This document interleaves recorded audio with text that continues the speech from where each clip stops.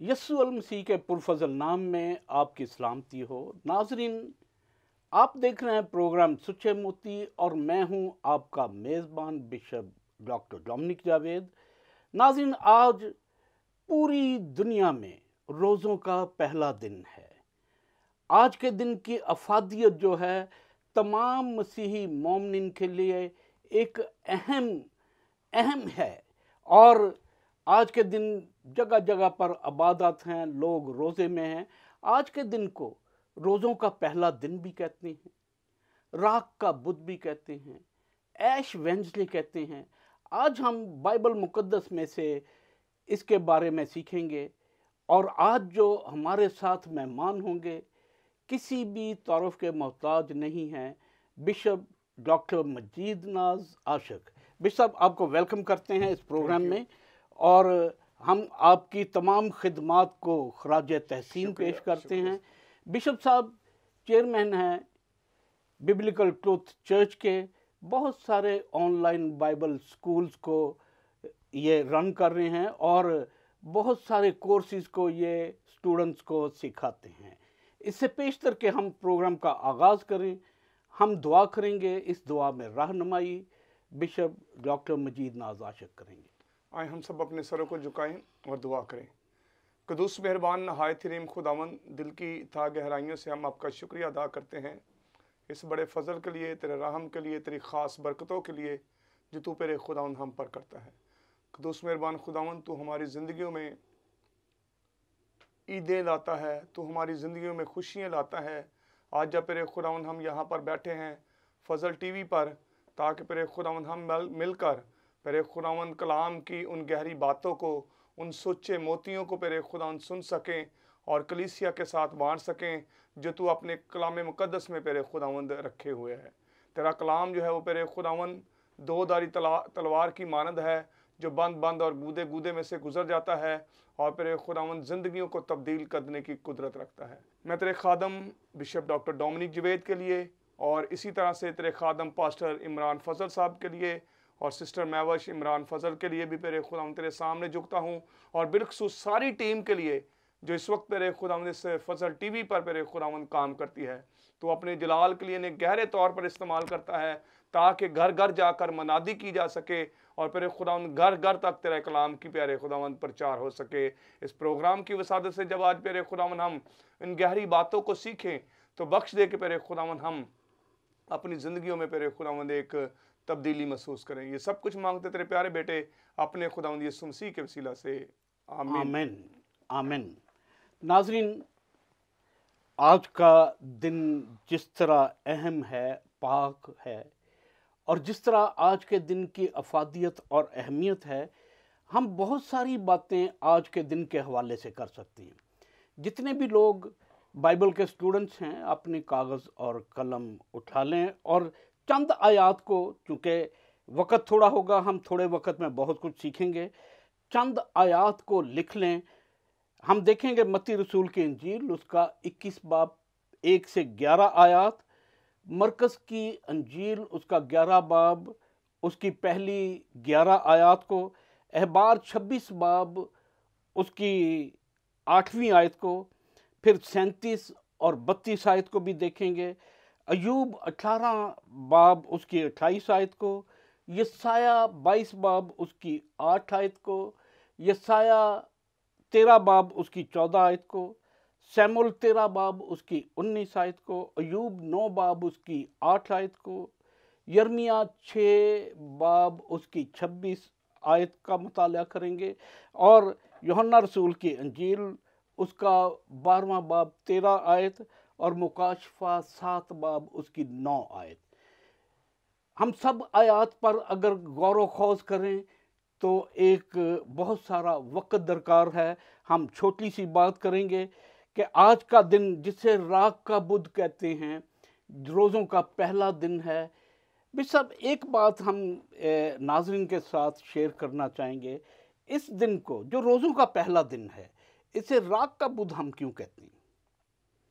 Thank you very much bishop साहब कि आपने आज फिर एक अरसा के बाद सुच्चे मोती प्रोग्राम में जो है वो बुलाया ताकि इस ख़ास मौका पर जो है वो बातचीत की जा सके और इस ख़ास इवेंट पे पहले जो है वो नाज़रीन को जो है वो कुछ बातें जो है वो बताई जाएं। जिस तरह से आपने ये बात सवाल किया है कि इसे राख का बुत क्यों कहा जाता है, जिस तरह से आपने तमहीद में ही ये बात कही थी कि इसे रोज़ों के अयाम के आगाज़ का दिन भी, लेंट सीज़न का आगाज़ जो है उसके तौर पर लिया जाता है। लोग जो हैं वो इसे राख के बुत पर के तौर पर इसलिए कहते हैं क्योंकि हमारे एक ऐसा है कि इस दिन जब हम रोज़ों के महीना को आगाज़ करते हैं तो लोग जो हैं वो अपने जो है वो माथों पर जो है वो क्रॉस का निशान जो है वो राख के तौर पर जो है वो लगाते हैं ताकि ये जो महीना है इसका आगाज़ जो है वो किया जा सके।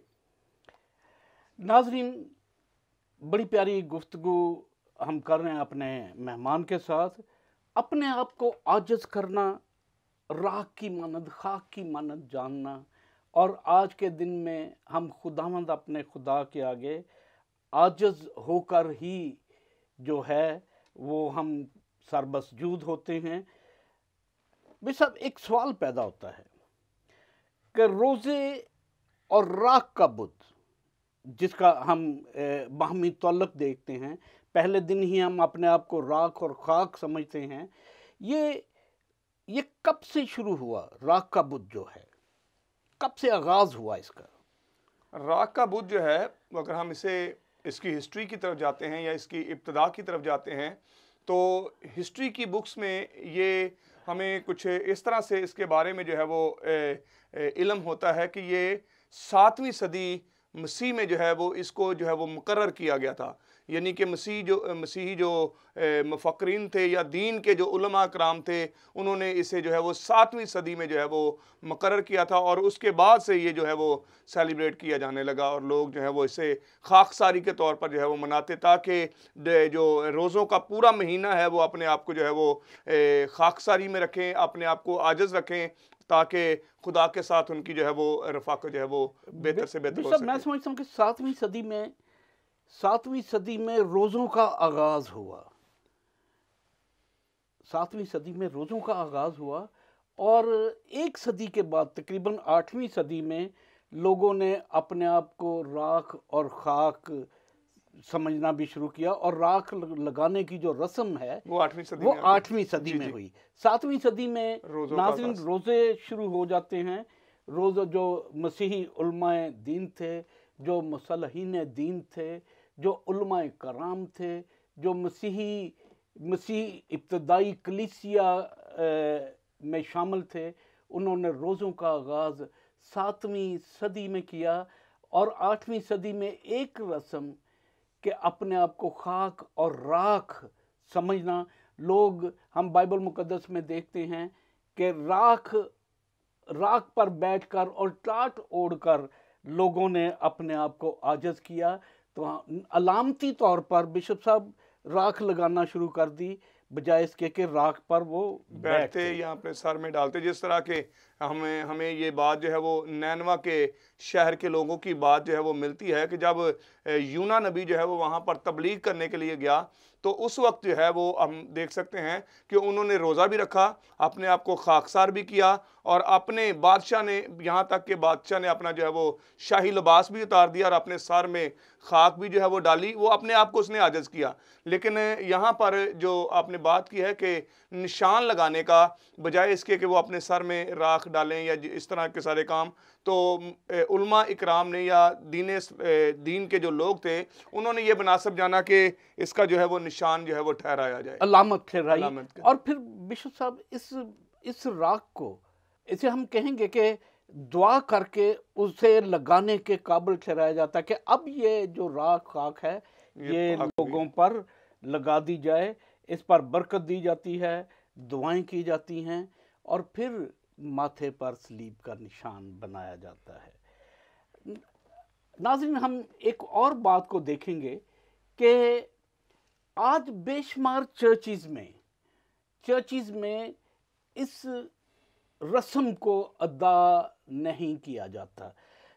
बिशप साहब, आप बता सकेंगे कि ये कब से ऐसा है? कुछ लोगों ने, प्रोटेस्टेंट लोगों ने, कुछ ने इस रस्म को छोड़ दिया, तो ये कब से कब से छोड़ा लोगों ने? जिस तरह से हमने ऑलरेडी ये बात की कि 7वीं सदी में जो है वो रोज़े का आगाज़ हुआ, 8वीं सदी में जो है वो राख जो है लगाना शुरू किया गया, 8वीं सदी से लेकर ऑनवर्ड 15वीं सदी तक, 16वीं सदी के आगाज़ तक ये सारा काम जो है वो चलता रहा। लेकिन उसके बाद जब कुछ लोगों ने इस बात को देखा कि ये जो रस्म है किसी तौर पर जो है वो इसे डिनाई उन्होंने किया। जैसे आपने बताया कि प्रोटेस्टेंट जो कलीसिया है उसने 16वीं सदी में इसका जो है वो इसके ख़िलाफ़ जो है वो आवाज़ बुलंद की या इसे जो है वो प्रोटेस्ट किया कि आज के बाद जो है वो हम ये राख जो है इसको जो है वो नहीं लगाएंगे। ये 16वीं सदी में मेरे ख्याल में अगर हम देखते हैं तो ये 16वीं सदी में आकर 16वीं सदी में इसका प्रोटेस्टेंट कलीसियाओं ने, कुछ चर्चिज ने जो है वो, कुछ चर्चिज लेकिन ने छोड़ दिया। कैथोलिक चर्च जो है जो कि इब्तदाई कलीसिया के तौर पर जाना जाता है, रोमन कैथोलिक चर्च जो है वो आज तक अभी इस जो है रस्म को जो है वो उसी तरह से जो है वो सेलिब्रेट कर रहा है और इसे जो है वो राख के बुत के तौर पर जो है वो मना रहे हैं। मैं बिशप साहब एक बात देख रहा था एक बुक में, क्योंकि जब स्लीप बनाते थे कई लोगों के, जब वो स्लीप ऐसे लगाते थे तो कई लोगों के स्लीप की बजाय टी बन जाता था जी। तो टी जो था वो तमूज जो देवता है उसका निशान था।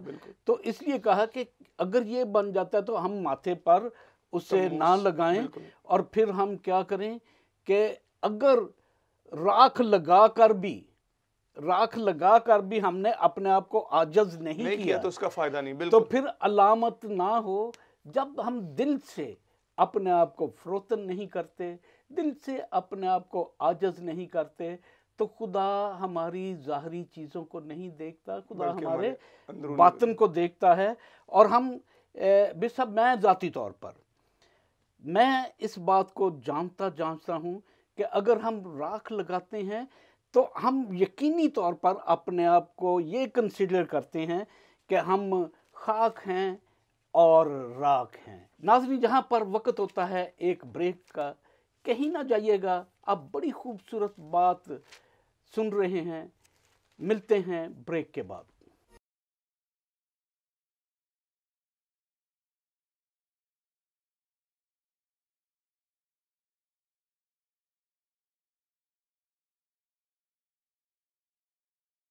वेलकम बैक नाजरीन, आप देख रहे हैं प्रोग्राम सुचे मोती। और ब्रेक पर जाने से पहले हम बात कर रहे थे कि हम राख क्यों लगाते हैं। और बिशप, एक सवाल बड़ा इम्पोर्टेंट है। राख हम लगाते हैं, ये राख कौन सी है और कहाँ से आती है, कैसे हासिल करते हैं? क्या ये आम राख है कि कोई ख़ास राख है?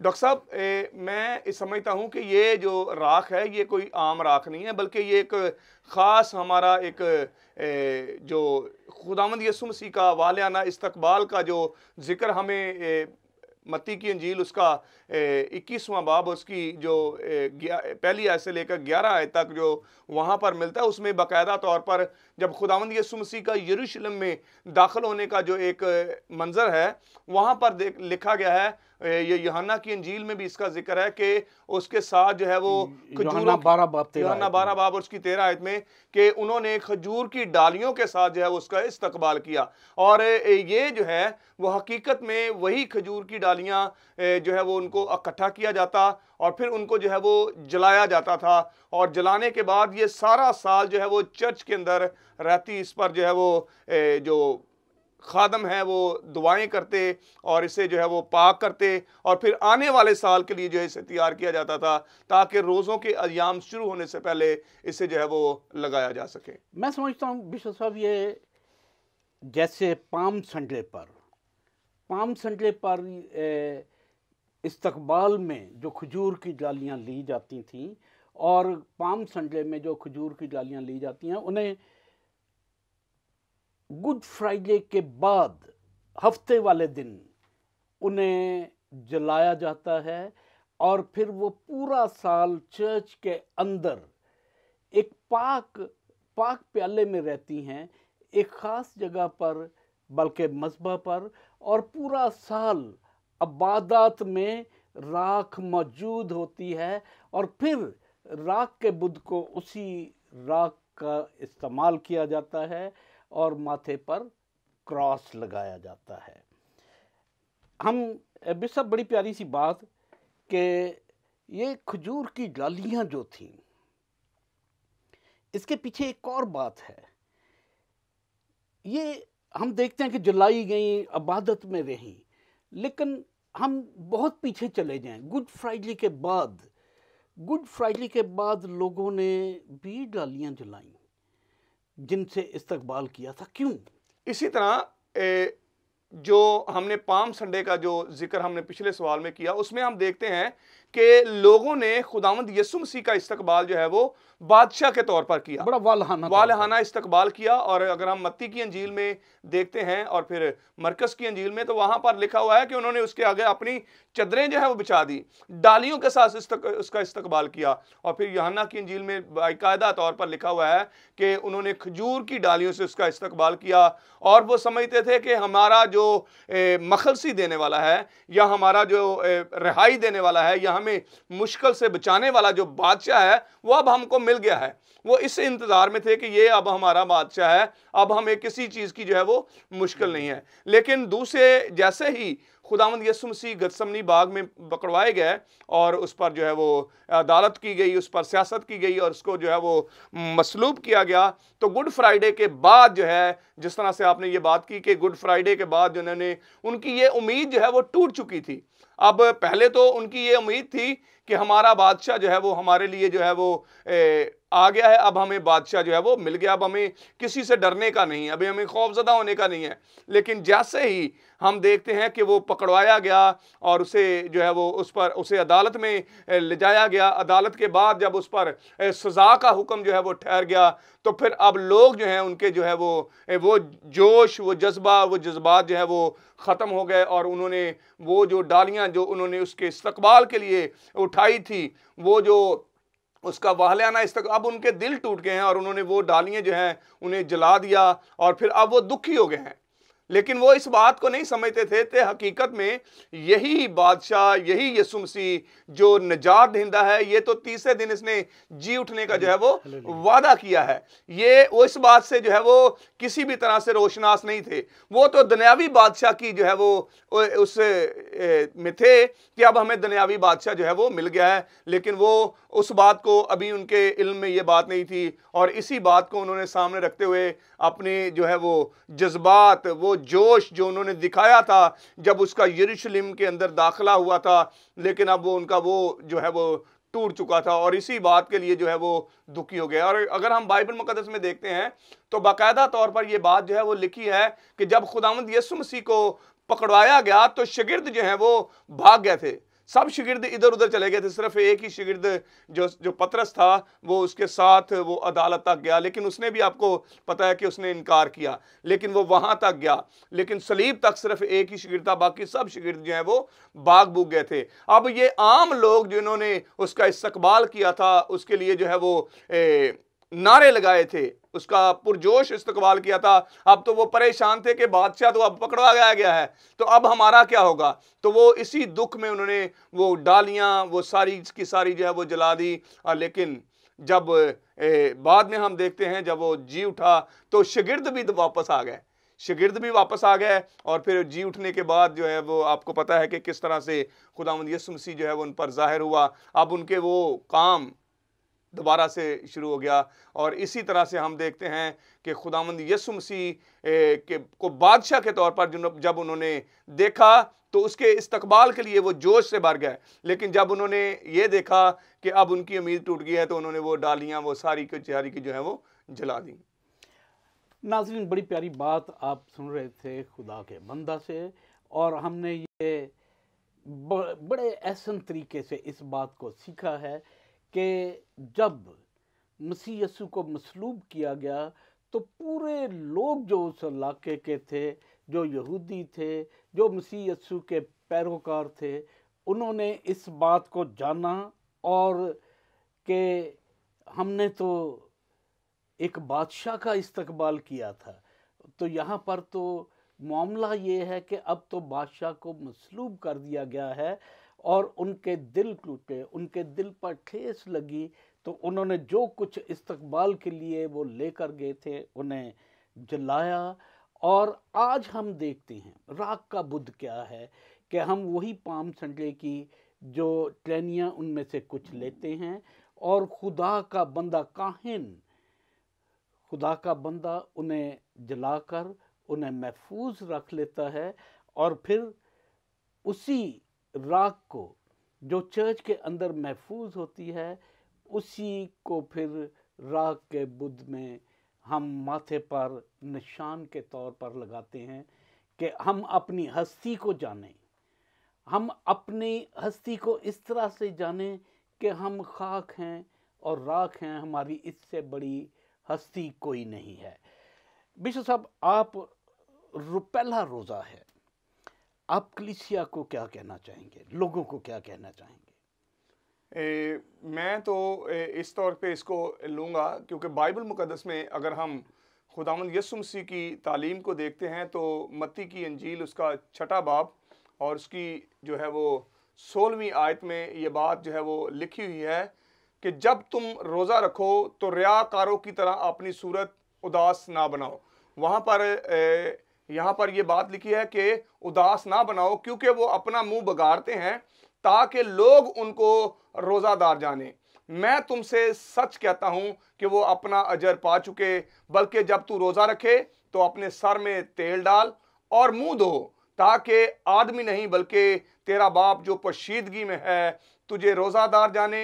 इसी सूरत में तेरा बाप जो पोशीदगी में है तुझे बदला देगा। मैं यहाँ पर ये बात जो है वो कहना चाहता हूँ इन रोज़ों के अज़याम के स्टार्ट में ही कि अगर आप रोज़ा रखते हैं तो कोशिश करें कि अपने आप को जो है वो पोशीदगी में खुदा के साथ अपनी रफ़ाकत को कायम करें, क्योंकि आपने रोज़ा किसी को दिखाने के लिए नहीं बल्कि खुदा को खुश करने के लिए रखना है, खुदा की खुशनुदगी को हासिल करने के लिए रखना है। और खुदा की खुशनुदगी यही है कि अपने सर में तेल डाल और पोशीदगी में खुदा के साथ बातचीत कर। हालेलुया, खुदा की तारीफ हो। अगर आप रोज़ों का अजर चाहते हैं तो अजर क्या है कि आप आजिज़ होकर खुदावंद अपने खुदा के आगे झुकें। रोज़ा हम खुदा के लिए रखते हैं, अपने लिए रखते हैं, दूसरों के लिए नहीं। दिखावे का रोज़ा ना रखें बल्कि रोज़े में अपने आप को आजिज़ करें और खुदावंद अपने खुदा के आगे झुकें, ताकि हमारा आसमानी बाप जो पोशीदगी में हमें देखता है वो इसका अजर हमें दे। इसके साथ ही प्रोग्राम का वक्त ख़त्म होता है। इजाज़त दीजिए। आप देख रहे थे प्रोग्राम सुच्चे मोती, सिर्फ और सिर्फ फजल टेलीविज़न पर।